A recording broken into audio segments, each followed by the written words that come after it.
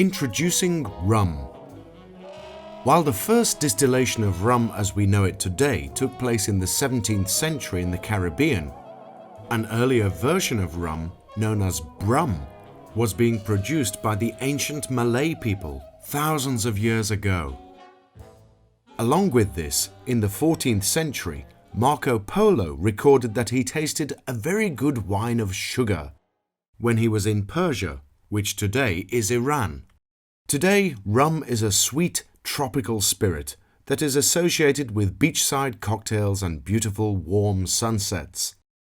Not only this, it is used in a variety of cocktails, long drinks and shooters, and has flavors from exotic fruits, exotic spices, and even fragrant flowers. In this lesson, we're going to be taking a look at how rum is made, followed by the different styles of rum that are made. Let's start with how rum is made.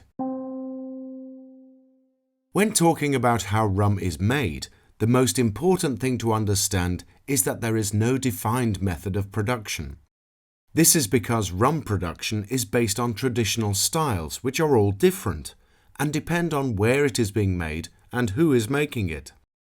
All rums are made from either molasses, which is a syrupy substance that is left over once sugar has been refined, or sugarcane juice. These are then fermented to create what is known as sugarcane wine. This sugarcane wine is then distilled a number of times to create the spirit rum. When it comes to the color of rum, most are clear and colorless. These are unaged rums that don't spend time in a barrel, and because of this are very strong and harsh in their flavor. When rums are placed in a barrel for aging, they will spend anywhere between 1 and 15 years in the barrel. It is during this time that they get their rich golden color and flavors from the oak. The last thing to know about how rum is made is blending. Another way to think about blending is to think about mixing. By mixing two things together and making them one new thing, you are blending. When it comes to rums, blending can be done either by filtering, which removes any color from the aging process, or by adding other ingredients, such as caramel, to the final product. Now let's look at the styles of rum. Demerara rum. This style of rum comes from the country Guyana and is named after the mighty Demerara River, which runs through the country. Interestingly enough, there is only one rum distillery in the whole country, and it produces all of the Demerara style rum. When it comes to the character of Demerara rum, it is just like the mighty river, slow, rich and mellow. They have flavors of tropical fruits, dark rainforest and undergrowth. Naval rum.